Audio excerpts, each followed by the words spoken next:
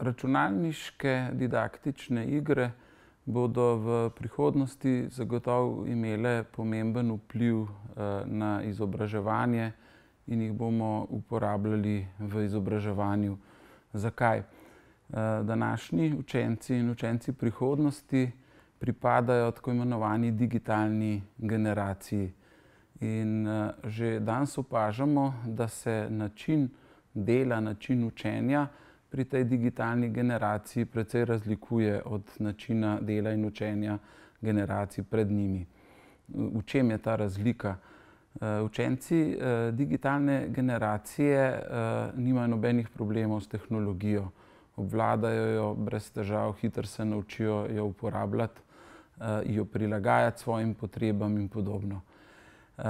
Učenci, ki so pripadniki te digitalne generacije, so navajeni sodelovati na daljavo, imajo stike s svojimi vrstniki, pa tudi z drugimi ljudmi po svetu. Učenci digitalne generacije ne berejo več gradiv na tak način, kot so jih brali učenci pred tem, ampak jih bolj preletijo. Torej se niso sposobni nekega poglobljenega dela in poglobljenega študija. In tukaj lahko igre, didaktične računalniške igre, veliko prispevajo k kakovostnemu učenju. Na kakšen način?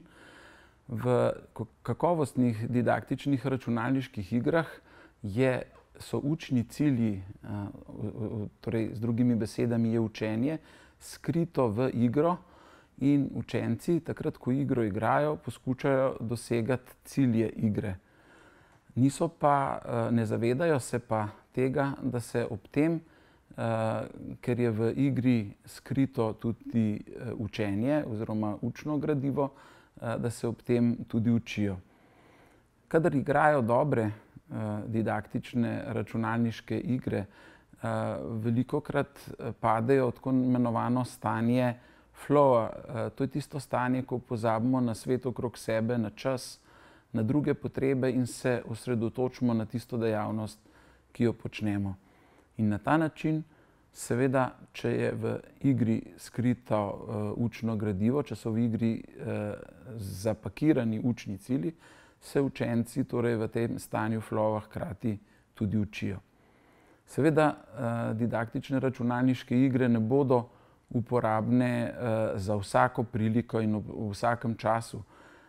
So pa lahko zelo dober in koristen pripomoček za zahtevnejše stvari, za zahtevnejše učne snovi, za učne cilje, ki jih težje dosegamo s klasičnimi metodami in upravičujejo malo več časa, ki ga potrebujemo za to, da tako računalniško igro odigramo in se ob tem nekaj novega naučimo.